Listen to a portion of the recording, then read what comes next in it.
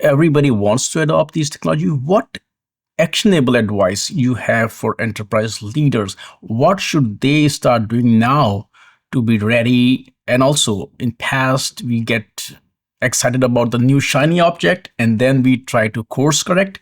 But since now AI is also here to help them, what is your advice how they should tread? Yeah, I think it's really clear. At least it is for me. You need to basically go get your teams using the technology and applying it. Period. Full stop. That's what got people in gear on cloud native days.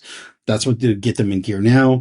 That same FinServe company that I was talking about, they wanted an MCP server from us because they have a top-down initiative that basically says every group needs to be working with AI agents. Like it's come straight top down, thou shalt do this. And I think that that's really important. Um, People are afraid of AI. They're worried about it taking their jobs. They're worried about, failures and, bringing something to production inside the business. They're worried about all kinds of things like they would be with any kind of disruptive technology, especially one this disruptive.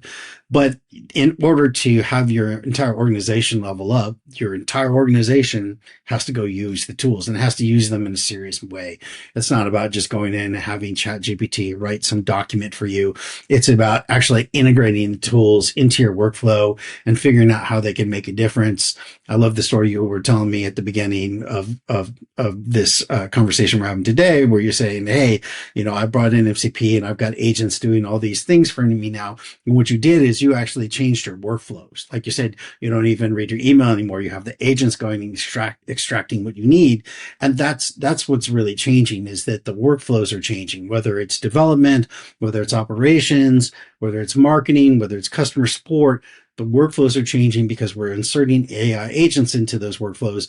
And it's not about taking your old workflows and just jamming an agent in there. It's about the new kinds of workflows that are possible because you've got AI agents in the process. And I think that's where people get a little mixed up. A lot of times they're just looking at this as like an optimization of existing things that they're doing.